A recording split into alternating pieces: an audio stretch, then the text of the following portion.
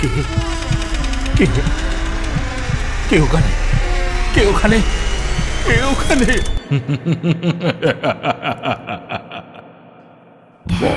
ভুতুরে, যেখানে জীবিত সব চরিত্র।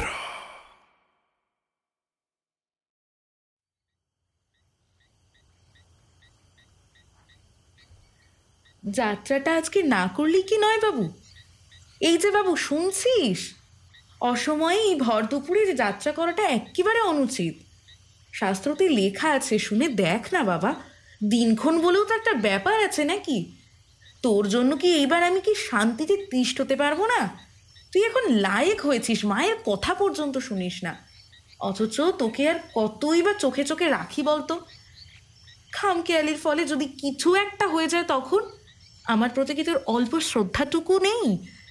সেই ছোট্টটি থেকে তোকে বুকে করে কোলে পিঠে করে মানুষ করেছি, কি আজকে এমন অবাধ্য ছেলে তৈরি হবি বলে? এটা কি যুক্তিসম্মত? বলি ও অবনী, তুই কি শুনতে পাচ্ছিস? নাকি আমার গলা ফাটিয়ে চিৎকার করে যাওয়াটাই সার হচ্ছে? অবনী, ওই অবনী, তুই উত্তর দে। কি রে? তারস্বরে মা চেঁচিয়ে আমাকে ডাকছিল। মায়ের এমনই স্বভাব, একটু অস্থির হলেই মা আমাকে এমনভাবে কথা শুনিয়ে বাড়ি মাথায় তুলে ফেলে। কিন্তু আমিও আর থাকতে না পেরে শেষ অবধি উত্তরটা দিয়েই ফেললাম। বলার সাথে একটু বিরক্তি মিশিয়ে বললাম, উফ, বলি হয়েছেটা কি? সারা বাড়ি মাথায় করলে যে। এই যে আমি কি বলছো শুনছি তো, আর তুমি যেইভাবে হাঁকিয়ে কথাগুলো বলছো তাতে বাড়ির কার নিচে তো কাকচিল বসবার উপক্রম করতে পারছে না।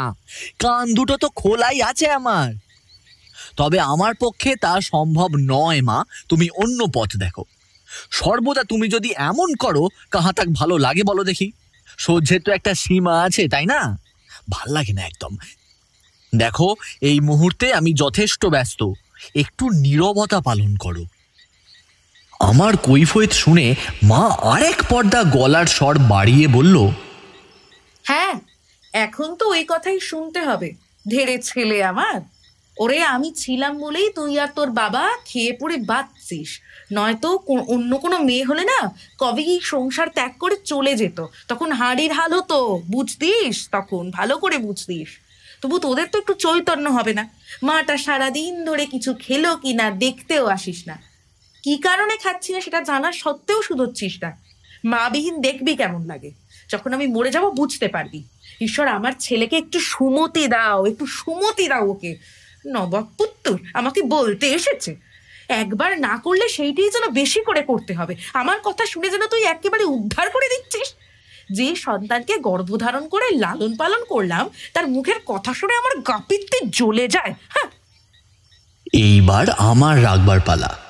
তাই আমিও গলা ফাটিয়ে যতটা সম্ভব রাগত কণ্ঠে বলে ফেললাম, হ্যাঁ, তুমি মানুষ করেছো বলেই যে সব কথা শুনতে হবে এমন মাথার দিব্যি তো আমি তোমাকে দিইনি। অনেক কথাই তো শুনি, শৈশব থেকে তোমার কথায় উঠি আর বসি, তবু তোমার অভিযোগের যেন শেষ নেই। দেখো গিয়ে আমার মতো কটা ছেলে এত বাধ্য। ধুত্তর, ভালোই লাগে না। কেন যে ঈশ্বর আমাকে বাঁচিয়ে রেখেছে সেটাই আমার বোধগম্য হচ্ছে কই। নিজের স্বাধীনতা নেই, নিজের চলাফেরার সত্ত্বাধিকার নেই। আমার এত ভালো হওয়া সত্ত্বেও তবু যদি তুমি সন্তুষ্ট না হও, তাতে আমার কি করার আছে শুনি? আর কি বা শোনার বাকি আছে? আমাকে আমার মতো থাকতে দিতে তোমার এত বাধা কিসের? আমি তো নিজের মতোই থাকি। উফ, দাঁড়াও না, লেখাপড়াটা শেষ করে নিয়ে একটা চাকরি জুটিয়ে নেব, তখন তোমার টাকায় আর খাবো না, এই কথা দিয়ে দিচ্ছি। শুধু শুধু তুমি আমার ওপর চেল্লাচ্ছ সাত সকাল থেকে। ভালো লাগবে কেন শুনি? যাও না, সকাল থেকে কানের মাথা খেও না তো, আমার কাজটা সম্পন্ন করতে দাও দেখি। সেগুড়ে বালি। এই উত্তরটা দেওয়ার পর মায়ের রাগ শিথিল হয়ে পড়ল। ক্রমেই মা আরো কাছে এগিয়ে এসে আমার ঘরের চৌকাঠে দাঁড়িয়ে পড়লেন। তারপর কি জানি অনেকটা নম্র হলেন। আমি পিছু ফিরে দেখি গোমড়া মুখেই তিনি দাঁড়িয়ে আছেন আমার শিয়রে। মায়ের গলার আওয়াজে আগের সেই তেজ ভাবটা আর নেই, বরং একটা উৎকণ্ঠা যেন উপচে পড়ছে। পুনশ্চ শুনলাম মা বলছে, ওরে খোকা, তোর ভালোর জন্যই তো বলছি। শোন বাবা, আমার কথাটা শোন। মায়ের কথা কখনো বিফলে যায় না। আমার একজন চেনাশোনা আত্মীয়র ছেলে একটা অপয়া দিন দেখে বেরিয়েছিল, সে আর কখনো ফেরেনি রে। কথায় আছে না, অভাগা যেখানে যায় সমুদ্র শুকিয়ে যায়। ওই মায়ের কুল শূন্য হয়ে গেল নিমেষের মধ্যে। ওই ছেলেকে তো সাগরে নিলে। এরপর মা অনেক কথাই বলল। যা যা বলেছিল সেইগুলো অবশ্যই সত্যি। তার মধ্যে মায়ের সেই আত্মীয়ের ছেলের কথা তিনি যতটা আড়ষ্ট কণ্ঠে বলতে পারলেন সেইটুকুই প্রসঙ্গত লিখে রাখি।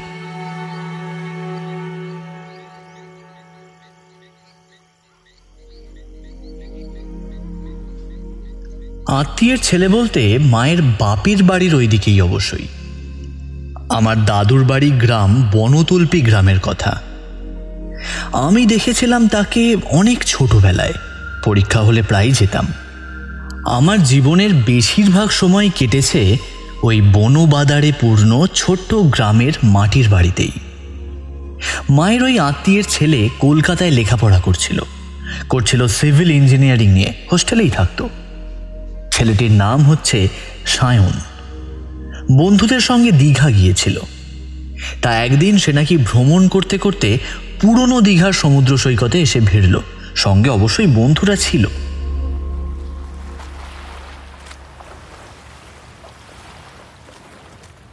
সমুদ্র তখন উত্তাল, পাড় অবধি উপচে যাচ্ছে। তার মধ্যে সন্ধ্যের অন্ধকারে কিছুই দেখা যায় না। এমন সময় সমুদ্রের একেবারে কাছেই ওই ছেলেটি বন্ধু বান্ধবদের নিয়ে হই হুল্লোড় করছিল। বন্ধু সঙ্গে পড়ে বেশ খানিকটা মদ সেবন করেছিল। পোস্টমর্টেম রিপোর্টে সেটাও নাকি জানা গেছে। আর দিনটা ছিল পূর্ণিমা। বুঝতেই পারা যাচ্ছে চাঁদ তখন মাঝ আকাশে। সমুদ্রের জল মাধ্যাকর্ষণের আকর্ষণে এমনিতেই কত উঁচু হয়ে ওঠে। আর ওই দিন পূর্ণিমার গোল চাঁদ অবস্থান করছিল। ফলেই ওই দিন সমুদ্র নিজের ক্রুদ্ধ গর্জনের সাথে সাথেই একেবারে পাড় অবধি চলে এসেছিল। তীব্র জলোচ্ছ্বাসের ফলেই সমুদ্রের উঁচু উঁচু ঢেউ রাশি একেবারে পাড়ে এসে ভেঙে পড়ছিল। সেই সঙ্গে লবণাক্ত বাতাস বইছে। ওই ছেলেটির বন্ধুরা বিপদ আসন্ন বুঝতে পেরে প্রায় পালিয়ে গিয়ে নিরাপদ আশ্রয় গ্রহণ করে, কিন্তু মায়ের বান্ধবীর ছেলেটা যেই মুহূর্তে টের পায় সেই মুহূর্তেই বিপত্তি ঘটল। সমুদ্রের একেবারে তলায় তলিয়ে গেল। আর সারাটা বিচ অঞ্চল তার ওই বাঁচবার অন্তিম মর্মান্তিক আর্তনাদে ছেয়ে গেল।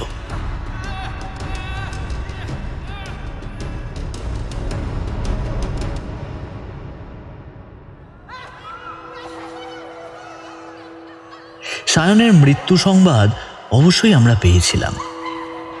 আর তার শ্রাদ্ধ শান্তি উপলক্ষে আমরা গিয়েছিলাম তার বাড়িতে। সে কি কান্না তার মায়ের, দেখলেই মনটা বিষণ্ণ হয়ে যায়। ওই দৃশ্যটা যেন এখনো চোখের সামনে ভাসে। কতই বা বয়স হবে, বড় জোর বছর 26। আমার চেয়ে 2 বছরের বড়, কিন্তু নিষ্ঠুর নিয়তি তাকে ওইভাবে টেনে নিয়ে গিয়েছিল দীঘার সমুদ্র সৈকতে। তার বন্ধুরা অবশ্যই ছাড়া পায়নি। তারা পুলিশের কাছে কৈফিয়ত স্বরূপ বলেছিল যে তারা তাকে বাঁচাবার আগেই সব কিছু ঘটে গেছে। লাশ নাকি মোহনার কাছে পাওয়া গিয়েছিল, সেটাই এসেছিল ছেলেটির নিজের বাড়িতে। তার মা ভেঙে পড়েছিল। বহুক্ষণ অবধি ছেলেটির মৃত শরীরের ওপর বিছিয়ে থাকা সাদা চাদরের ওপর আচারি পিছাড়ি খেয়ে হত্যে হয়ে পড়ে চোখের জল ফেলেছিল মৃতদেহের ওপর। ওইটাই ছিল খুব বড় ভুল, যেই ভুলের মাসুল তার পরিবারকে গুনতে হয়েছিল হাতে নাতে।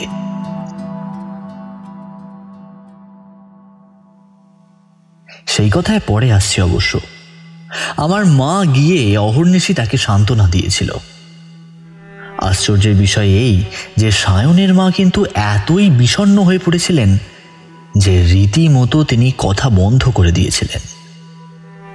ওটাই স্বাভাবিক কিনা। তিনি সন্ধ্যের পর ছাদের ঘরে মুখ লুকিয়ে রবীন্দ্রনাথের বিষণ্ণমূলক গান গাইতেন। আমি নিজে শুনেছি এবং খোঁজখবর অবধি নিয়েছিলাম।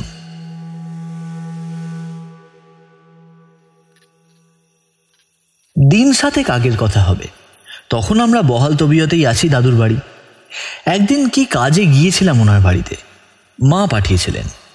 ওইখানে গিয়েই আমার মনটা বেশ খানিকটা বিষণ্ণ হয়ে গিয়েছিল। বলাই বাহুল্য যে বাড়ির প্রতিটি ছত্রছায়ায় শোকবদ্ধ পরিবেশ বিরাজমান। বাড়ির মূল ফটকে প্রবেশ করার পর দেখি কেউ কোথাও নেই।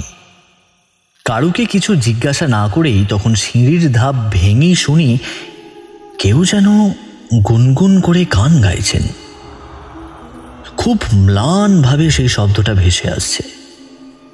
আর কিছুটা এগিয়ে যেতে স্পষ্ট শুনলাম তিনি কারুর সঙ্গে কথা কইছেন আর কথার ফাঁকে ফাঁকে গান গাইছেন। এতক্ষণ অবধি মনে হচ্ছিল আমি বুঝি একাই দাঁড়িয়ে আছি। পাশেই কেয়া পাতার ঝোপ থেকে ঝিঝি পোকা ডাকছে। ওই এক টানা ম্লান শব্দ শুনেই মনে হচ্ছে যে কেমন যেন এক প্রকারের একাকিত্ব বিরাজ করছে বাড়িময়। যে স্ত্রীলোকটা গান গাইছিলেন তার কণ্ঠ শুনেই বুঝেছি যে উনিই হচ্ছেন সায়নের মা। আমার মায়ের সঙ্গে সখ্যতা থাকার দরুন তিনি অনেকবার এসেছিলেন, সেই সূত্রেই ওনাকে চিনে নিয়েছিলাম। এত কিছু যখন ভাবছি তখন খেয়াল নেই যে কখন পিছনে কেউ এসে দাঁড়িয়েছে। নিমেষের মধ্যেই আমার বুকটা ছ্যাঁত করে উঠল, আর ভয়ে ভয়ে পিছু ফিরে দেখি যে একজন মধ্যবয়স্ক ব্যক্তি। সিঁড়িতে তখন জমাট অন্ধকার ঘনিয়ে এসেছে। মুখ দেখতে কষ্ট হচ্ছিল, তবু আত্ম অনুমানে বুঝলাম যে উনি সায়নের বাবা ভিন্ন আর কেউই নয়। এতকাল অবধি এই বাড়িতে ছিল শুধু 3 জন, এখন সর্বসাকুল্যে এসে দাঁড়িয়েছে মোটে 2। ইতিমধ্যে শুনলাম সায়নের মা কখন বা উন্মাদিনীর মতো হাসছেন।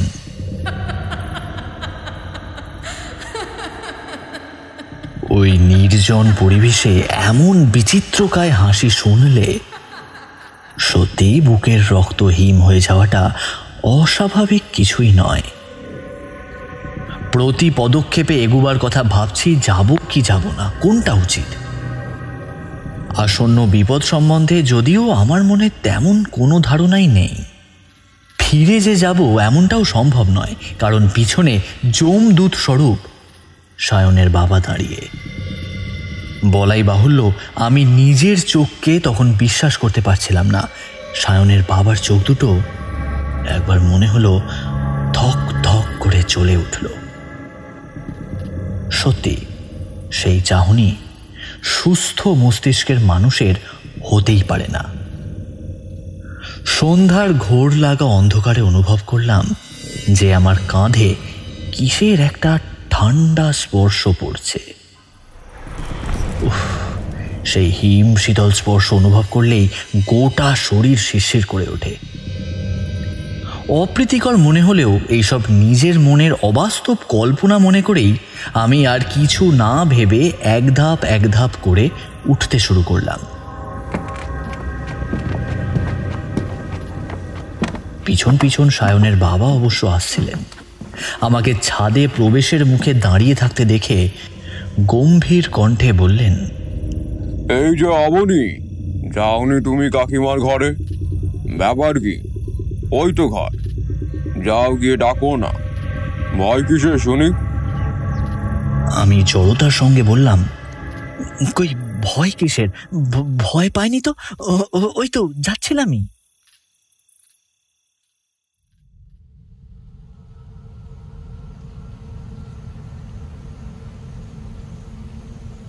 নিমেষের মধ্যেই একের পর এক পলক কেটে যাচ্ছে। কখন যে রাত্রের প্রথম প্রহর শুরু হলো তা উপলব্ধিও করতে পারলাম না। পাশ থেকে একটা নিম গাছের সরু ডালের উপর বসে আছে একটা ধূসর বর্ণের পেঁচা। হলুদ চোখ দুটো আমার পানে নিবদ্ধ, আর ক্রমান্বয়ে সে ডেকে চলেছে। অবশ্য ওই ডাকের মধ্যে ছিল ভয়াবহতা। ওই নিশাচর জীব যেন আমাকে সাবধান করে দিচ্ছে যে ওইখানে দরজার ফাঁকেই তোমার মরণ উপস্থিত। যেও না মূর্খ, যেও না। কিন্তু আমার তখন রোখ চেপে গেছে। যাকে কেন্দ্র করে এত কিছুর সমাগম, তাকে একবার চোখের দেখা দেখতেই হচ্ছে। বলা তো যায় না কি থেকে কি হতে পারে। সম্পূর্ণ নিরস্ত্রভাবেই নিজের গন্তব্যের পানে এগোচ্ছি। তখন চাঁদনি রাতের আলো ও জনমানুষবিহীন নির্জনতায় চারিদিক সমাচ্ছন্ন। আমি স্তব্ধভাবে সায়নের বাবার পানে চাইলাম। উনিও ওই গানের কথাগুলো শুনলেন এবং ওনার মুখে খেলে গেল এক বক্র হাসি। নিমেষের মধ্যেই ওই হাসি রেখা মিলিয়ে গিয়ে ওনার মুখময় নেমে এলো পূর্ববৎ গাম্ভীর্যের ভাব। ওই মুখের মধ্যে যেন কোনো সজীবতা নেই। জ্যোৎস্নার ম্লান আলোয় আমার মুখের অভিব্যক্তি দেখে শুনে তিনি বললেন, আসো আমার সঙ্গে। উনি আমার সামনে দিয়ে হেঁটে হেঁটে এগিয়ে গেলেন ওই চিলেকোঠার ঘরের দিকে। জ্যোৎস্নার ফ্যাকাশে আলো থাকা সত্ত্বেও ছাদটা কিন্তু আজ বড্ড অন্ধকার মনে হলো। আমি দেখে শুনে যাচ্ছি ওই দিক দিয়েই, এমন সময় গানের আওয়াজটা বন্ধ হয়ে গেল, আর সেই সঙ্গে কানে ভেসে এলো হাড় হিম করা অট্টহাসি।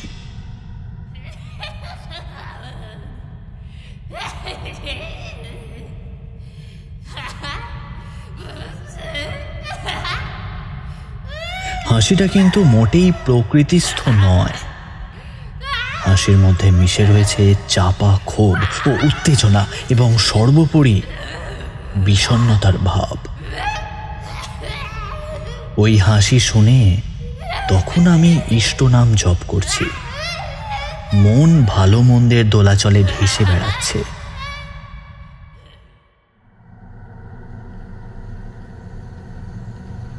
সময় তখন খুব বেশি নয়, সবে 7টার গণ্ডি পেরিয়েছে। কিন্তু যেহেতু গ্রামের পরিবেশ, তাই সন্ধ্যার পর অন্ধকার ঘনিয়ে এসে সারাটা পথ একেবারে শুনশান হয়ে যায়। সে যাই হোক না কেন, উনি দরজার কপাট খুলে দিতেই দেখি ওই ক্ষুদ্র পায়রার খোপের মতো ঘরটায় অন্ধকার ঠেকল। ওই অন্ধকার ঘরের মধ্যে চোখ সইতে দেখি একটা আলমারির পাশেই টেবিল, আর তার পাশেই রাখা রয়েছে একরত্তি আলোক শিখা, যেটা আলো তো করেইনি, বরং সেই আধার ভাবটাকে যেন বাড়িয়ে তুলেছে। টেবিলের ওপর একটা মোমবাতি রাখা তো ছিল, সেই সাথে একটা ছুরি। ছুরির তীক্ষ্ণ ফলায় তখন লালচে বর্ণের তরলটা যেন অনেক বেশি সজীব। ছুরির শানিত অংশটা তখন যেন উন্মত্ত লোভে ক্রূঢ় হাসি হাসছে। ব্যাপার সুবিধের নয় একেবারে, তাই বুকটা হঠাৎ ধড়াস করে উঠল। পিছু ফিরে দেখি কেউ নেই।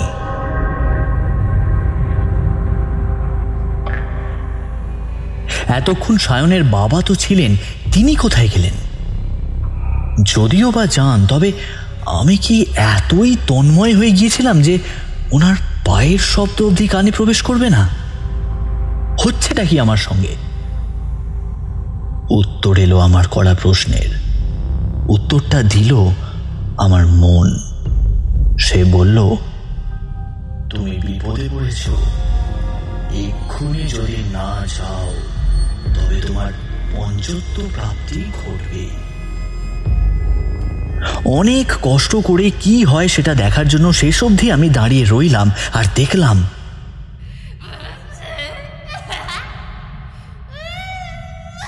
ওই নিভু নিভু হলদে শিখার ওপর চোখ রেখে বিভিন্ন অঙ্গভঙ্গি করছে সায়নের মা। বলাই বাহুল্য তখন তার বেশভূষা একেবারে আলুথালু। এতক্ষণ উনি নিজের খেয়ালেই ছিলেন, কিন্তু কড়িকাঠ থেকে যখন টিকটিকি ডেকে উঠল তখন তিনি আমার পানে চাইলেন। মুখে সেই উন্মত্তের হাসি, চোখের দৃষ্টি মোটেই স্বাভাবিক নয়। আমাকে দেখেই যেন তার মায়ের চোখ দুটো দপ করে জ্বলে উঠেই নিভে গেল। উনি অন্যমনস্কভাবে অন্যত্র চেয়েছিলেন। তার চাহনি এমনই ছিল যে কারুকে যেন উনি দেখেছেন। আমার বেশ ভয় হলো। দেখলাম পাশে কই সায়নের বাবা নেই তো। আমার কাছে সর্বদাই একটা টর্চ থাকে, ওইটা রাখি। গ্রামে দাদুর বাড়ি এলেই নদীর ধারে একটু সময় কাটাবার অভ্যেস আমার আছে। ফিরতে অনেক সন্ধে হয়ে যায়। বন বাদারপূর্ণ পথঘাট, তাই ওই পথ ভুলে যাওয়ার সম্ভাবনা আছেই। সাথে এই সন্ধ্যার দিকে আবার সাপখোপের বড্ড উপদ্রব শুরু হয়েছে ইদানিং, তাই আমি ওইটা আমার অস্ত্রস্বরূপ আত্মরক্ষার খাতিরেই রাখি সর্বদা। এইবার আমি টর্চ ফেলতেই আমার মুখ থেকে বেরিয়ে এলো ভয়ঙ্কর এক গোঙানির শব্দ।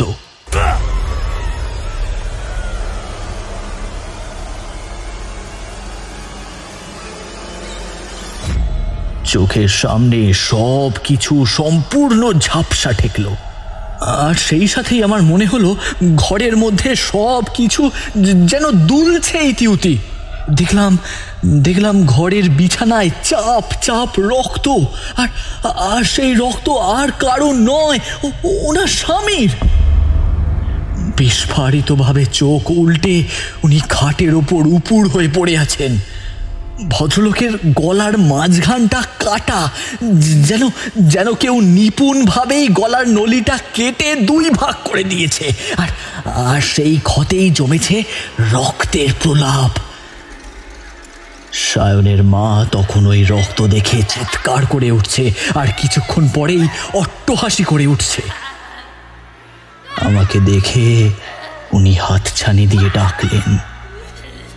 ওই ডাকের মধ্যে এমন এক শয়তানি ভাব ছিল যেটা আমি কখনোই ভুলব না। আমার কয়েক রাতের ঘুম নষ্ট হয়ে গিয়েছিল। উনি কাঁদতে কাঁদতে আমাকে বললেন, আমার ছেলেকে ওরা সকলে মেরে ফেলেছে, তুমিও আমার ছেলেকে মারার জন্য দায়ী। এখন আমার কাছে সবাই শত্রু, আমি কাউকে ছাড়বো না, কয়ে দিচ্ছি। ঢোক গিলে অতি সন্তর্পণে এক পা করে পিছোতে বললাম, আমি কেন আপনার ছেলেকে হত্যা করতে যাব? আমার সঙ্গে তো তার বেশ সখ্যতা ছিলই, তাই নয় কি? কিন্তু উনি শুনলেন না। ওনার কথা শেষ করেই উনি আমাকে তেড়ে আসতে গেলেন। আমিও বাবা গো বলেই ওইখান থেকে দে ছুট। পিছন থেকে শুনতে পাচ্ছিলাম উনি আমাকে বলছেন, কই যাচ্ছিস রে? ধরতে পারলে ঘাড় মটকে দেব। আমার পুত্রকে তোরাই খেয়েছিস, কেউ বাঁচবে না। আমি সারা শরীরের শক্তি প্রয়োগ করে যতটা সম্ভব দ্রুত থেকে দ্রুততর দৌড়চ্ছিলাম। বারবার মনে হচ্ছিল একটা অজ্ঞাত শক্তির বেষ্টনী আমাকে যাওয়ার পথে বাধা সৃষ্টি করছে। ওই শক্তির অধিকারী চায় না যে আমি প্রাণ হাতে নিয়ে এখান থেকে ফিরে যাই, তবুও অদম্য মনের ইচ্ছাই ওইখান থেকে প্রাণ নিয়ে পালিয়ে আসার মতো দুর্জয় কাজটা করতে আমাকে অনেকখানি সাহায্য করেছিল। কিন্তু তবু পিছু টান তো ছিলই। নির্জন পথের যেই দিকেই চোখ ফেরাই, কই কোনোখানে জনমানুষের চিহ্ন অবধি নেই।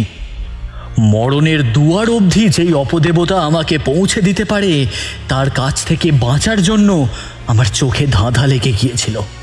একটা নিদারুণ ভীতি আমার মনে এসে বাসা বেঁধেছিল, সেই কথা ঝলপ করেও বলতে পারি। ওইখান থেকে ক্রমেই মুক্তি পেয়ে আমি ফিরে গিয়েছিলাম দাদুর বাড়ি। দাদুর বাড়িতে আর কোনো বিপদ নেই, গৃহদেবতা প্রতিষ্ঠিত। প্রতি অমাবস্যায় স্বয়ং মা কালীর উপাসনা হয় এই বাড়িতে। দূর থেকে যখন দাদুর বাড়িটা চোখে পড়েছিল, তখন আমি স্বস্তির নিঃশ্বাস ফেলেছিলাম। অন্ধকারে চোখ সয়ে যেতেই দেখি আমার মা পথ চেয়ে দাঁড়িয়ে আছে।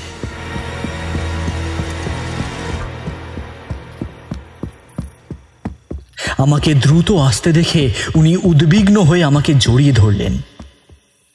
আমি তখন ভয়ে মায়ের কোলে মুখ লুকিয়ে আর চোখে দেখি সেই বাড়ি থেকে হাতকুড়ি দূরে একটা তেঁতুল গাছের নিচে একটা একটা অবয়ব দাঁড়িয়ে, জ্বলন্ত চোখ মেলে আমারই অপেক্ষা করছে যেন। মা কিন্তু এত কিছু বুঝলেন না, কোনো ক্রমেই ভীতিপ্রদ কণ্ঠে বললেন, কি রে খোকা, হলো কি তোর? তোকে দেখে এমন কেন মনে হচ্ছে? তুই যেন ভয় পেয়েছিস। কি হয়েছে রে এই খোকা? আমার মধ্যে প্রকৃতিস্থ ভাবটা তখনও আসেনি। চোখ বন্ধ করলেই যেন আমি ওই হিংস্র দুইটি জ্বলন্ত চোখ আর আর সায়নের বাবার ওই ক্ষতবিক্ষত মৃতদেহটা দেখতে পাচ্ছি। প্রত্যেকক্ষণেই মনে হচ্ছে যে আমাকে একলা পেলেই ওই রাক্ষসী আমাকে গিলে খেতে আসবে। মৃদুমন্দ বাতাসের ঝাপটায় আমার চুলটা অযত্ন বর্ধিত হয়ে যাচ্ছে। ওই পরিবারের এমন কি হলো যে ওই রূপ আমি দেখলাম? রাতারাতি একেবারে অমানুষে পরিণত হলো। সত্যি কথা বলতে কি, সায়নের মৃত্যুর আগে তার বাড়িতে আমি কোশমিনকালেও যাইনি, তবে কলকাতা থেকে এইখানে এলে প্রায় দেখা হতো। পরস্পরের মধ্যে একটা ঘনিষ্ঠতা ছিলই। একই পাড়ার ছেলে হওয়ার সুবাদে আমরা উভয়ই বেশ ঘনিষ্ঠ হয়েছিলাম, কিন্তু সে আমার দাদুর বাড়ি এলেও আমাকে কখনোই তার বাড়িতে নিয়ে যায়নি। উভয় মিলে সন্ধ্যের কোল অবধি কম কি নদীর পাড়ে হাওয়া খেতে বেরিয়েছি। সেই দিনের কথাগুলো মনে পড়লেই মনে হয় যেন কালকেরই কথা। সুঠাম গঠনের জলজ্যান্ত ছেলেটি কিভাবে পরলোকের অধিবাসী হলো, সেইটা জানতে পেরে ভারী বিমর্ষ মনে হয়। কিন্তু যখন তার মৃত্যুর দিন তিনেক পর তার শ্রাদ্ধ শান্তিতে যাই, তখন আমার অদ্ভুত অনুভূতি হয়েছিল। কেউ যেন আমার একেবারে পাশ ঘেঁষেই দাঁড়িয়ে আছে। আমি তার উপস্থিতি স্পষ্ট টের পাচ্ছি, কিন্তু না, পাশ ফিরলেও তাকে দেখা যাচ্ছে না। তখন থেকেই আমার মনে কেমন যেন সন্দেহের বীজ দানা বাঁধতে থাকে। তবু মা যখন আমাকে শ্রাদ্ধ শান্তির দিন 10 পরে ওইখান থেকে কি একটা জিনিস আনতে বলল, তখন আমার মনটা একবার হলেও কু ডেকে উঠেছিল। কিন্তু মুখ ফুটে আর কিছুই বলিনি। বলা সম্ভব নয়, কারণ আমার মা থোড়াই আমার কথা শুনবে। বলবে যে অধিক গল্প উপন্যাস পড়ার ফল ভোগ করছি। ক্রমান্বয়ে মায়ের প্রশ্নগুলো আমার কানে আসছিল। দমকা বাতাসের ঝাপটায় হুঁশটা ফিরল। তখন ওই আচ্ছন্ন ভাব অনেকটাই কেটে গেছে। স্পষ্ট শুনলাম মা ওই কথা বলছে উদ্বিগ্নভাবেই। আমি তখন গাঢ় অন্ধকারের পানে চেয়ে রইলাম নিরুত্তর ভাবেই। শত প্রশ্ন করার পর যখন উত্তর না দিয়েই মূর্ছিত হয়ে পড়ে গেলাম, তারপর থেকে আর কিছুই মনে নেই।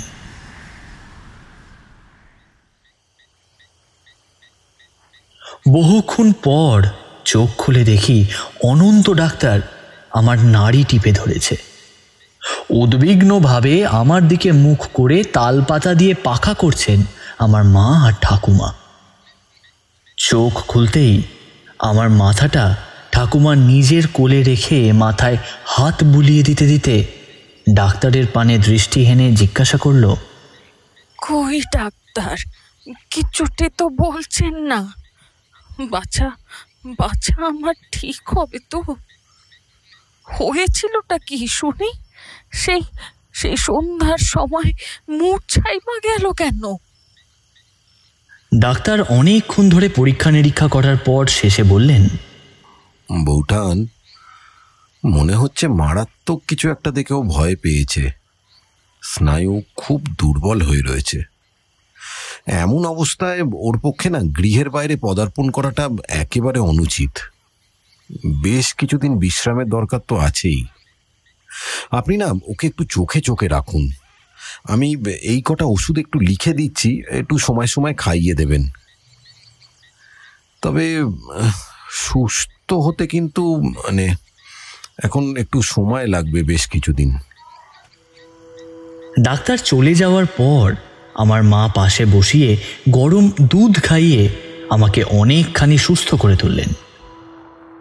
আমি অনেকখানি ধাতস্থ হওয়ার পর ওই সমস্ত ব্যাপারটা বললাম। প্রথমটা বিশ্বাস করতে চাইল না মা, কিন্তু ক্রমেই আমি অনর্থক মিথ্যে কথা কেনই বা বলবো এই ভেবে মা কিন্তু সেঁটিয়ে গেলেন। আর কিছুদিন থাকার পর আমি যখন সম্পূর্ণ সুস্থ হলাম, তখন দাদুর বাড়ি থেকে বাড়ির পথ ধরলাম।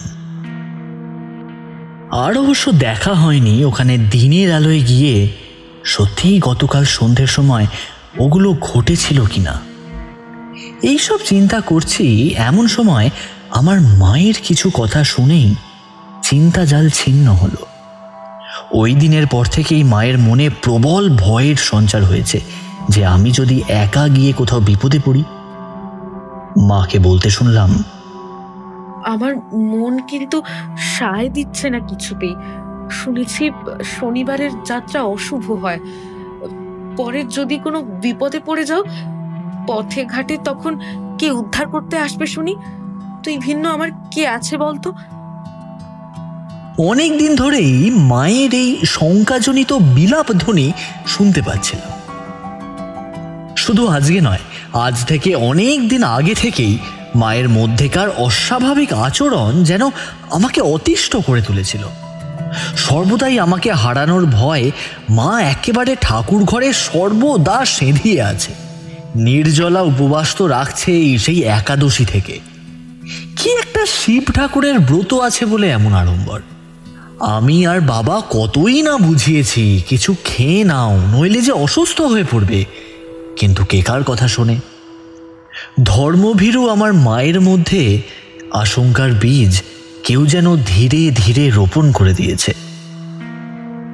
বলাই যায় সমস্যার সূত্রপাত হলো গিয়ে আমাকে নিয়ে। ওই দিন থেকেই আর কি। সন্তান নিয়ে প্রতিটি মাই দুশ্চিন্তা করে মানছি, তা বলে এমন একটা পরিস্থিতি যে উপস্থিত হবে তা আমি স্বপ্নেও ভাবিনি। অথচ এই আমি যে এই প্রথম একা বাইরে পা রাখবো এমনটাও নয়। বলাই বাহুল্য, ইচ্ছে হলে আমি একাকী বেরিয়ে যাই, বাড়ির লোকের সম্পূর্ণ অনুমতি থাকে। কিন্তু আমি এইবার যখন মাকে জিজ্ঞাসা করলাম, মা কি হয়েছে বলো তো, আমাকে নিয়ে তুমি এমন ভাবে পড়েছ কোন দুঃখে? আরে কিসের ভয়? তোমার আশীর্বাদ থাকতে আমার ক্ষতি করতে পারে কার দুঃসাধ্য? হ্যাঁ? কাপড়ের খুঁট থেকে চোখটা মুছে মা আমার গায়ে মাথায় হাত বুলিয়ে অনুগ্রহ নেওয়ার স্বরে বললেন, তুই বড় হয়েছিস, তাই এখন তোকে আটকে রাখবো এমনটা আমি কখনোই ভাবি না। কিন্তু কিছুদিন ধরেই আমার মনটা কেমন কু ডাকতে শুরু করেছে। প্রতি পদক্ষেপে আমার মনে হচ্ছে যে তুই চলে যাবি আমার কোল শূন্য করে। কেউ যেন তোকে নেওয়ার জন্য ওত পেতে বসে আছে, কিন্তু সে এখানে আসতে পারছে না, যেহেতু গৃহদেবতা এখানে প্রতিষ্ঠিত। আমার কাজ ছাড়া হওয়ার পরেই হয়তো সে পিছু পিছু তোর কাছে সুযোগ সুবিধা মতো তোর মারাত্মক ক্ষতি করবার চেষ্টা করবে। ভেবে দেখ, আমার কথা কিন্তু মিথ্যে নয়। সন্তানের আগাম কিছু হলে সেটা তার মা অনায়াসেই টের পায়। বুঝতে পারছিস আমার কথাটা? এই অবনী, বুঝতে পারছিস? অনেক কষ্টে হাসির দমকটা চেপে আমি কৌতুকের স্বরে বললাম, ও তাই বুঝি, আমার কাছে কেউ ঘোরাঘুরি করছে বুঝি?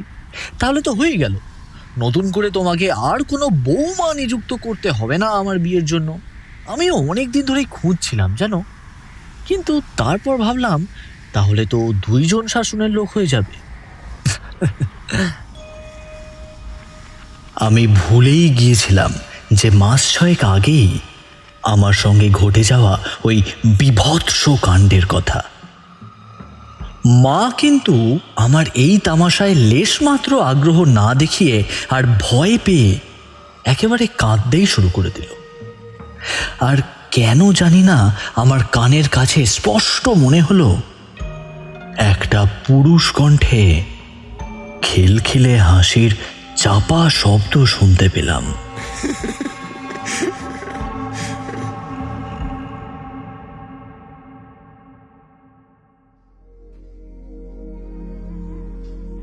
যাই হোক, অনেক অনুরোধ উপরোধ সত্ত্বেও আমাকে আমার সিদ্ধান্ত থেকে কেউই সরাতে পারল না। আমি যেইটা বলি সেইটা আমার করা চাই। আমার মা বহুবার বেঁকে বসলেন, অনেক কথা কাটাকাটি অবধি হয়ে গেল, কিন্তু কাকস্য পরিবেদনা রীতিমতো যুদ্ধ ঘোষণা হয়ে গেল। মায়ের ওই অলিক বিষয়গুলির ওপর ভিত্তি করে কাহা তাক আমার যাত্রা বাতিল করা যায়? বহুদিন ধরেই আমার মন আমাকে বলছে উপযুক্ত স্থান থেকে ঘুরে আসার জন্য। বহু ব্যবস্থা করার পর শেষ পর্যন্ত ওইখানে আমার একটা যাওয়ার ব্যবস্থা হয়েছে। এই সময় যদি কেউ বাধা দেয়, সেটা আমার জন্মদাতা মা হোক আর যেই বা হোক না কেন, তখন আর ইচ্ছেই করে না যে তার কথা মেনে তল্পি তল্পা সমেত গৃহে বসে থাকার। আমার ওইখানে যেতেই হবে, না গিয়ে কোনো উপায়ান্তর নেই।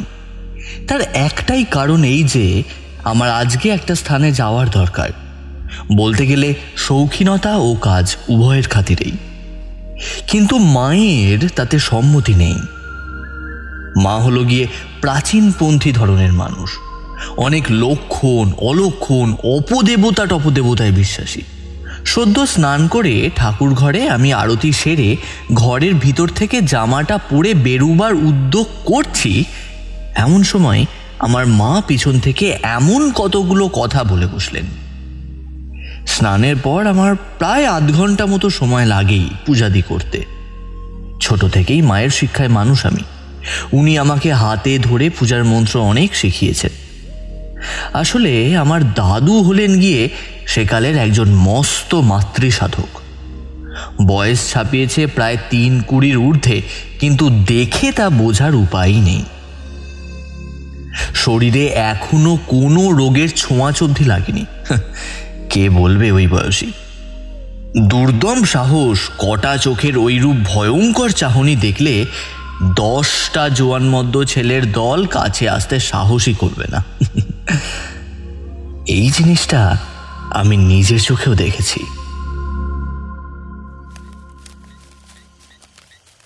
পূজার সরঞ্জাম নিয়ে আমি আর আমার দাদু মাঠের ধারে অবস্থিত মন্দিরে যাচ্ছিলাম। দাদু সর্বদাই পূজার সময় লাল বসন পরে থাকেন। গভীর রাত অবধি তন্ত্রমতে নদীর কিনারে অবস্থিত কালী পূজা করেন। কিন্তু আমার সঙ্গে মন্দিরের পানে যখন যাচ্ছিল, তখন সুতির একটা ফতুয়া পরে গন্তব্যের পানে রওনা হচ্ছিল। যেতে যেতেই একটা ঘন বন পেরিয়ে যেতে হয়, আর ওখানে অনেক বিপদ। গ্রামের অনেক মানুষ কিন্তু ওই পথ দিয়ে যেতেই ভয় পায়। আমিও শুনেছিলাম মায়ের মুখে। তখন আমার বয়স ওই কতই বা, বছর 15। সন্ধ্যা তখন ঘনিয়ে এসেছে, আর ঘনিয়ে আসা সন্ধ্যার ম্লান আলোটুকু একটু একটু করে কমতে শুরু করে। হঠাৎ এক সময় ঝোপঝাড় থেকে জোনা কয়েক শক্ত হাত পাওয়ালা ব্যক্তি বেরিয়ে এলো।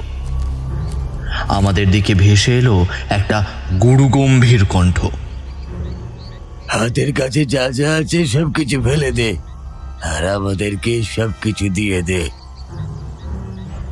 আমার তখন ভয় বুক দুরুদুরু করছে, কিন্তু তখনই আমার দাদু বাজখাই গলায় বলে উঠলেন, কে রে? ওইখানে যে আমার পথ আটকাস, হ্যাঁ? আসুক দেখি সামনে। এই কালী কিঙ্কর কাউকে ডরায় না। পথ যদি না ছাড়িস তবে খারার কবে ধর মুন্ডু একেবারে পৃথক করে দেবো বলছে। দাদুর এই রূপ কণ্ঠ আমি জীবনে প্রথমবার শুনলাম। নিবিড় আধারাচ্ছন্ন বনজঙ্গল যেন বাজঘাই গলার দাপটে কেঁপে উঠল, আর ওইটাই ছিল যথেষ্ট। কেউ বেরিয়ে তো এলোই না, সেই সঙ্গে শুকনো পাতা মারিয়ে দ্রুত চলে যাওয়ার সমস্যার পায়ের শব্দ শুনতে পেলাম। ক্রমেই শব্দটা যেন দূরে মিলিয়ে গেল। দাদু দেখি একটা তৃপ্তিদায়ক হাসি হেসে পুনরায় নিজের পথ চলতে শুরু করলেন আমাকে সঙ্গে নিয়ে। তখন রাতের আধার প্রায় নেমে সমস্ত চত্বর একেবারে সমাচ্ছন্ন করে রেখেছে। আমাদের সঙ্গে কোনো আলো ছিল না। ওই নিরালকভাবেই দাদু আমাকে নিয়ে এগিয়ে যাচ্ছিল। নিত্য যাতায়াতের ফলে তার এই পথ পুরোপুরি চেনা। আমি কৌতূহলী হয়ে দাদুকে জিজ্ঞাসা করলাম, দাদু, ওরা কে গো? তোমাকে দেখে এমন ভয় পালিয়ে গেল কেন? একটা বিড়ি ধরিয়ে দাদু আমাকে বলল, ওরা সব বাগদি রে, বড্ড গরিব। রাতের আঁধারে অন্যের পুকুরের মাছ আর অন্যের ফসলের গোলা সব ভেঙে চুড়ে দেয়।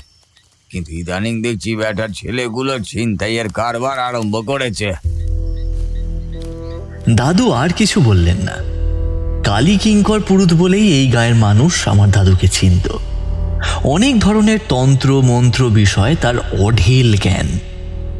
আমি গেলেই আমাকে অনেক ধরনের গল্প শোনাতেন।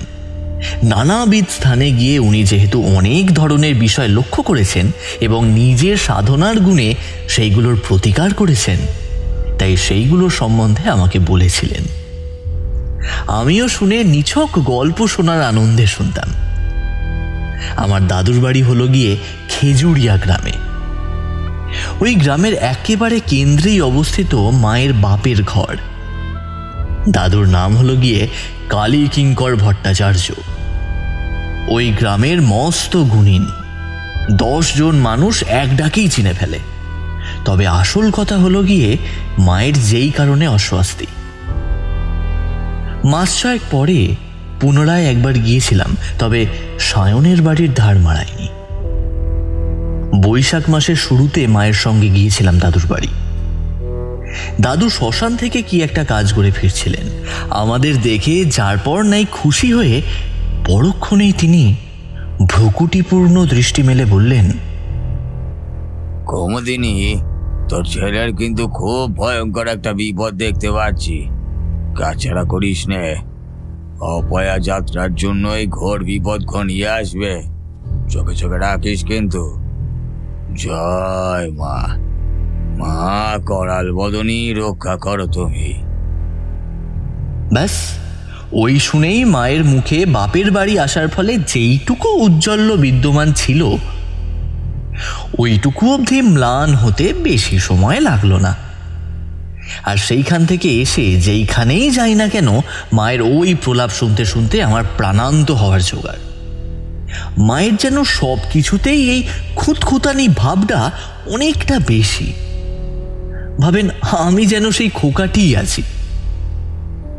একলা কোথায় যেতে আমি নাকি পারি না। চুপচাপ শুনছিলাম মায়ের বলা কথাগুলো আর নিজের মনেই হাসছিলাম।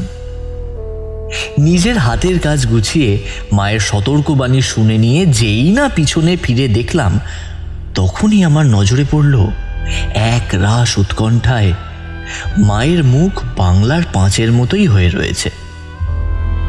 দরজার চৌকাঠের বাইরে দাঁড়িয়ে দাঁড়িয়ে ইষ্ট নাম স্মরণ করতেই ব্যস্ত।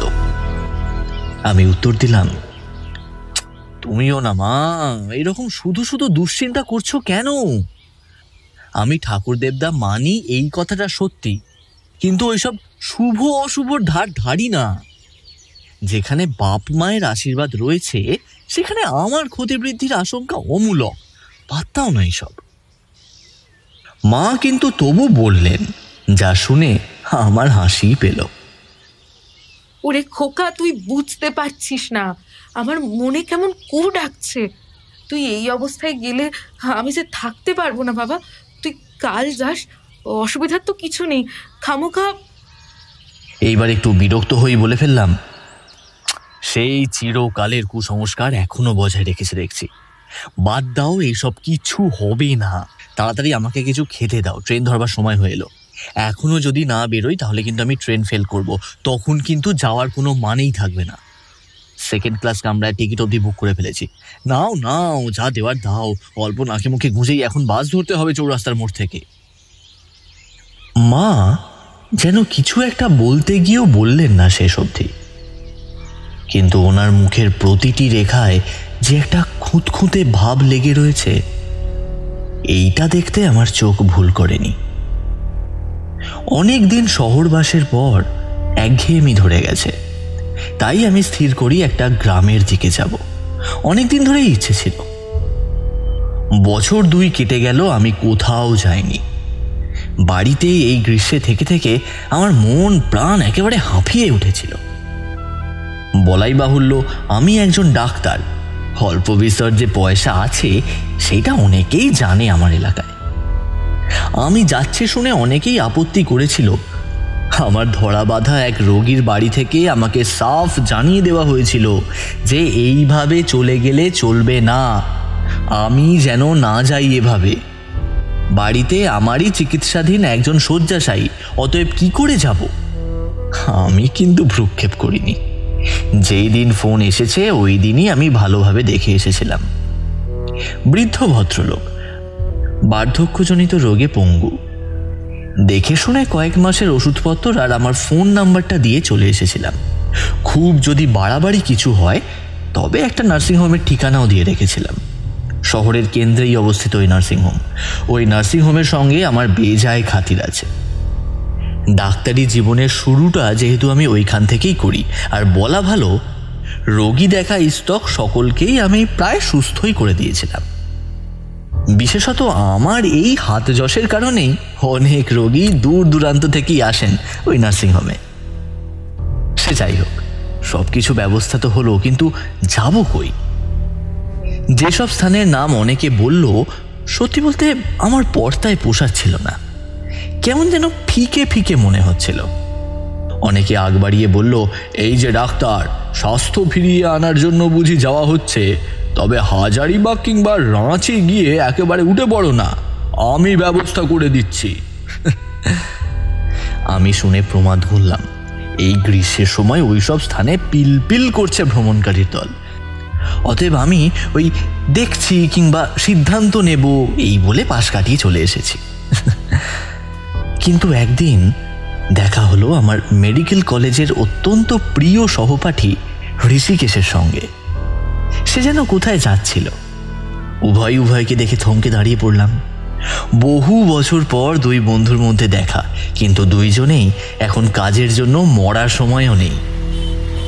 তবু কথায় কথায় আমার ইচ্ছেটাকে তাকে জানাতেই সে খানিকক্ষণ চুপ করে রইল। তারপর বলল, বুঝলি অজিত, তুই এই রবিবার আমার সঙ্গে এসে একটু দেখা কর। কাছেই আমার ভাড়া বাড়ি। তুই তো জানিস যে আমি শিলিগুড়ির ছেলে। এখন এইখানে ডাক্তারি করার জন্য বাসা ভাড়া নিয়ে থাকতে হচ্ছে, এই যা। তা আজকে আমি একটু বিশেষ ব্যস্ত। তুই বরঞ্চ রবিবার বিকেল 5টায় এসে আমার সঙ্গে দেখা কর দেখি। আমি নিজের দায়িত্ব সহকারে সব ব্যবস্থা করে দেবো, ঠিক আছে? ওই দিন আমার বাড়িতে তোর জন্য চায়ের নিমন্ত্রণ রইল। কি খুশি তো? এই যে পোয়া ভাড়ো, আমি তখনই রাজি হয়ে গেলাম। অনেক দিন বাদে বন্ধুর সঙ্গে দেখা হবে, তেমনি এইটুকু আমি আন্দাজ করে নিলাম যে তার জানাশোনা কোনো স্থান আছে যেখানে আমার কিছুদিন কাটালে দেহ মনের প্রচুর শুশ্রূষা হবে। ওই দিন প্রফুল্ল মনে বাড়ি ফিরে একটা উপন্যাসের পাতায় নিজেকে ডুবিয়ে রাখলাম। 2 দিন পরে যখন ঠিকানা মিলিয়ে তার কাছে গেলাম, তখন ঋষিকেশ যার পর নাই খুশি হয়ে আমাকে ভেতরে আসতে বলল। আমি তখন বেশ আপাদ মস্তক দেখছি তার বাড়িখানা। ভালো জায়গায় বাড়িটা ভাড়া নিয়েছে, যেখানে মানুষের ভিড় নেই। একটা নিরিবিলি পাড়া অনায়াসেই বলা যেতে পারে। ভেতরে সর্বমোট ওই গুনতিতে 2টি ঘর। বাড়ির ওপর একতলায় কাজ অর্ধেক পড়ে আছে, ইতিউতি ডাই করা সিমেন্টের বস্তা, বালি, পাথরকুচি ইত্যাদি। আমি প্রশ্ন করলাম, এই তোদের ওপর তলায় কাজ হচ্ছে নিশ্চয়ই? হচ্ছিল ভাই, কিন্তু শেষ আর হলো কই। শুনেছি যে এই বাড়ির মালিক কি একটা আইনি মামলায় জড়িয়ে যাওয়ার ফলে এই কাজ বন্ধ হয়ে পড়ে আছে। বাড়ির মালিক এইখানে থাকেন না, উনি থাকেন সেই কল্যাণীতে। এইখানে বাড়িটা কি জানি কি জন্য ভাড়া দিতে চেয়েছিলেন। আমি কাগজে বিজ্ঞাপন দেখেই শটান বাড়ির মালিকের সঙ্গে দেখা করে মাসের ভাড়া অগ্রিম দিয়েই গত মাস 3 হয়ে গেল এখানে আছি।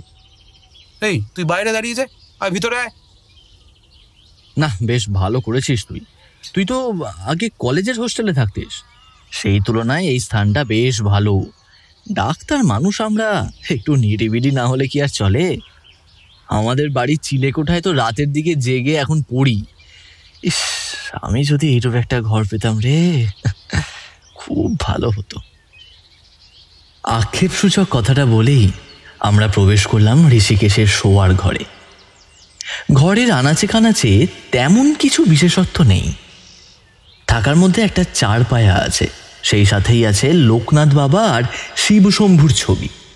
ধূপের গন্ধে ঘরটা আমোদিত। বিছানার বিপরীত প্রান্তেই দেখতে পেলাম একটা খোলা জানলা আর একটা মাথার ওপর পাখা। রংচোটা দেওয়ালের গায়ে ঝুলছে বেশ কিছু জামা প্যান্ট। আমি দেখে শুনে হতবাক হয়ে বললাম, ব্যাপার কি ভাই, তুই এত গোছালো হলি কবে থেকে? তোর সঙ্গে 2 বছর একই রুমে যখন ছিলাম, কই তখন তো তুই এতটা গোছালো ছিলি না। ব্যাপারটা সত্যিই আমার কাছে চমকপ্রদ মনে হচ্ছে এই কারণে যে সারা ঘরে ধুলোর একটা কণা নেই। বিছানায় পাতা ধোপদরস্থ সাদা চাদর। দরজা থেকে বেশ কিছুটা দূরেই একটা স্টোভে আগুন জ্বালিয়ে জল গরম করতে বসিয়ে হাসি মুখে ঋষিকেশ বলল, ওইসব বাদ দে না, তুই তো জানিস আমার বেশিরভাগ সময় কাটে ওই পাশের ঘরে। ওইটাই আমার জগৎ, বুঝলি ভাই। ঘুমাবার অবসর খুব কম করে পাই তো, তাই আর কি। এই নে তুই বস। বসার আগেই আমি দেখে নিলাম এই ঘরের ঠিক পাশেই আর একটা ঘর, যেটার তালা বন্ধ। বন্ধু চা নিয়ে এলো। ওই চায়ের পেয়ালায় চুমুক দিতে দিতে বললাম, আরে ওই ঘরটা একবার দেখতে চাই ভাই। ওইখানে তুই বলছিস সারাদিন পড়ে থাকিস, ব্যাপার কি? কাজের শেষে আবার কি শরীরে শক্তি থাকে পড়ার? কথাটায় বিশেষ আমল না দিয়েই সে বলল, নে বল, কি খবর? শুনলাম নাকি তুই প্র্যাকটিস করছিস। সত্যি জানিস তো, আমরা ডাক্তাররা হলাম পরাধীনপ্রাপ্ত জীব, যখন তখন ডেকে খবর দিলেই যেতে হবে। আর ভালো লাগে না রে, আর ভালো লাগে না। ওই যে কলেজে আমাদের শপথ গ্রহণ করতে হয়েছিল না, যে সব রোগীর চিকিৎসা নিজের যৎ সামান্য বিদ্যা দিয়ে করব, আর ওই জ্ঞান দিয়েই রোগীকে মৃত্যুর মুখ থেকে ফিরিয়ে আনব। ওইটা চক্করেই কত না নাজেহাল হতে হয়। কেন, তোর সাথে কি হয়েছে? প্রশ্ন করার সাথে সাথেই ঋষিকেশের মুখটা শুকিয়ে গেল। তার মধ্যে বিরাজ করতে লাগলো অন্য মনস্কতার ভাব। সেই বিড়বিড় করে বলল, সবে মাত্র ফিরেছি চেম্বার থেকেই। রাত তখন প্রায় অনেক, 1:30টার কাছাকাছি তো হবেই। তুই দেখতেই পারছিস এই পাড়াটা এখনই কেমনতর শুনশান হয়ে যায়, তাহলে অত রাতে কেমন অবস্থা হবে বুঝতেই পারছিস। একটা পুরনো মোটর বাইক কিনেছিলাম, ওই করেই যখন ফিরি তখন দেখি যে আমার বাড়ির কাছে একটা আবছায়া মূর্তির মতো কে যেন ঘুরঘুর করছে। যে ঘুরঘুর করছে তাকে অন্ধকার থাকায় তেমন ভালোভাবে দেখা যাচ্ছে না। আমি টর্চটা হাতে থাকা সত্ত্বেও জ্বালিনি, কিন্তু কেন জানি না অত রাতেও আমার বুকটা কেঁপে উঠল। ডাক্তারের ভূতের ভয় থাকলে চলে না, তাই আমি সাহস করে ইষ্টনাম জপ করে প্রবেশ করলাম আর দরজার চিটকিনিটা বন্ধ করে দিলাম। এই বাড়িটা নেহাত ছোট্টটি নয়, দেখেই আন্দাজ করতে পারছিস যে 2টি বড় বড় হাওয়াদার ঘর আছেই। যাই হোক, বাইরে থেকে চাঁদের আলোটা ম্লানভাবে প্রবেশ করেছিল। ওই আলোতেই যেন স্পষ্ট দেখলাম যে কেউ যেন আমার দিকে পিঠ করে বসে আছে। আমি তক্ষুনি আলোটা জ্বেলে ফেললাম। ভয় পাচ্ছিলাম খুব ওই সময়। তারপর সারা রাত ঘুমাতেই পারিনি। এমন ভয় আমার মনে বাসা বেঁধেছিল, কেন এমন হচ্ছে কে জানে। ঋষিকেশের কথা শুনে আমার মনে বেশ চিন্তার উদয় হলো। আমি বেশ কিছুক্ষণ চুপ করে থাকার পর তাকে অনুরোধ করলাম যে আমাকে যেন সে তার তালাবন্ধ পাশের ঘরটা একটিবার দেখায়। দেখলাম সে তাতেই রাজি হলো। রাজি হওয়ার পরও কিছুটা চিন্তিত স্বরে বলল, ওই ঘরে গিয়ে দেখার মতো তেমন কিছুই নেই, আছে শুধু আমার কিছু বইপত্র আর কিছু যন্ত্রপাতি। ওইখানে গিয়ে কি হবে? তাতেই রাজি হয়ে তাকে বললাম যে যাই হোক আমাকে ওই ঘরটা একটিবারের জন্য দেখাতে। তাতে সে আমাকে বলল যে দেখিয়ে দেবে কিছুদিনের মধ্যেই। কিন্তু আমার দুর্নিবার কৌতূহল আমাকে ওই রাতে পাশের ঘরে কি আছে সেইটা দেখার জন্য একেবারে মরিয়া করে তুলল। আমি গভীর রাতের থেকে বন্ধুর বালিশের তলা থেকে ওই ঘরের চাবিটা সংগ্রহ করে নিয়েই ওইখানের দরজাটা খুললাম। ঘরটা সত্যি অন্ধকার, ওই অন্ধকারে দেখা যায় না প্রায় কিছুই, কিন্তু অন্ধকারের মধ্যেও দেখি একজোড়া লাল চোখ আমার পানে চেয়ে আছে। আর আছে তো আছেই। হঠাৎ পিছন থেকে দরজাটা বন্ধ হয়ে গেল। সুইচ টিপি, কিন্তু কোনো আলোই জ্বলে না, বরং ওই ঘরময় কারুর যেন দাপাদাপির শব্দ আমার কানে আসতে থাকলো। অনুভব করলাম এমন সময় কেউ আমার গলা টিপে ধরেছে।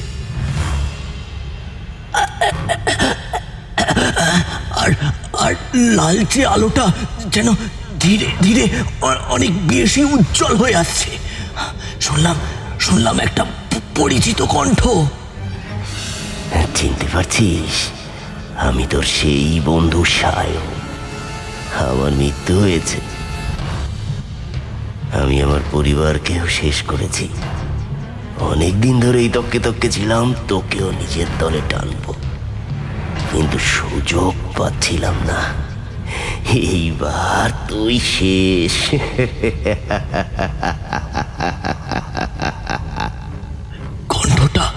কণ্ঠটা বিকৃত হলেও অবিকল, কিন্তু সায়নের মতোই।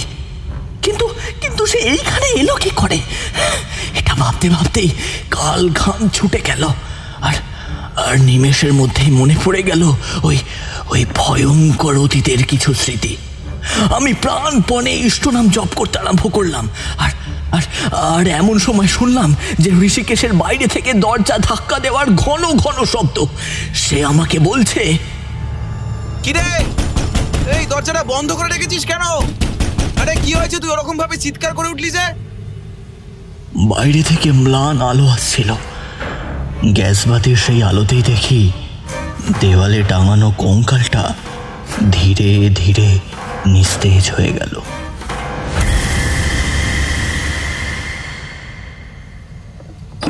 আর আমি তখন দরজাটা খুলে দিয়ে প্রাণ নিয়ে বাইরে বেরিয়ে এলাম আর নিজের সমস্ত বৃত্তান্ত জাহির করলাম। সে শুনে কিছুতেই বিশ্বাস করবে না। ওই দিনের পর আর আমার যাওয়া হয়নি।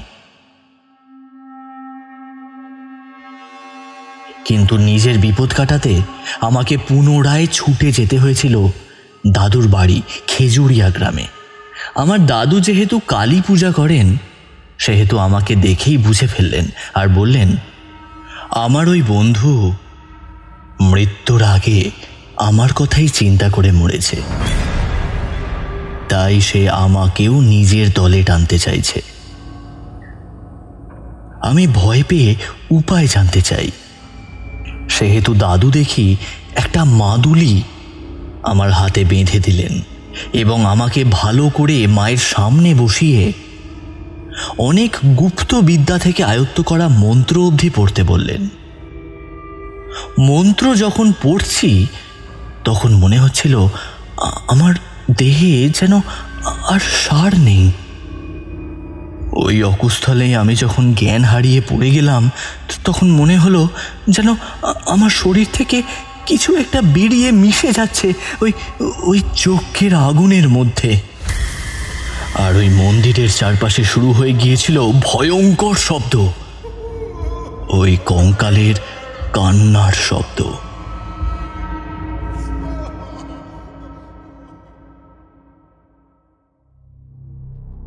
জ্ঞান যখন ফিরল তখন দাদু আমাকে বলেছিল যে সায়নের মৃতদেহে আগুনটাই নাকি লাগেনি। বৃষ্টিপাতের ফলে চিতার আগুনের রেশ ক্রমেই কমতে শুরু করে, আর ওই লাশ নাকি কিছু কঙ্কাল বিক্রেতার হাতে পড়ে। সেটা মেডিকেল কলেজের ডাক্তার হরফে আমার বন্ধু ঋষিকেশের হাতে পড়েছিল। ওই কঙ্কালটাই আমাকে দেখে চিনতে পেরে আমার ওপর নিজের আধিপত্য বিস্তার করার চেষ্টা করে, কিন্তু আমার ওপর মা কালীর আশীর্বাদ ছিল, তাই আমি তখনকার মতো বেঁচে গিয়েছিলাম। শুনে আমি যথেষ্ট ভয় পেয়ে অনেক দিন অবধি এই ঘটনাটা মনে রেখেছিলাম। আজকে এই অবসর মুহূর্তে সেইগুলোই আমার লেখার খাতায় লিপিবদ্ধ করে রাখলেও ঘটনাটা যেন সম্পূর্ণ অবাস্তব বলে উড়িয়ে দেওয়া যায় না কিছুতেই। সে অনেক দিনের আগেকার কথা, কিন্তু আজও মনে পড়লে গায়ে কাঁটা দিয়ে ওঠে।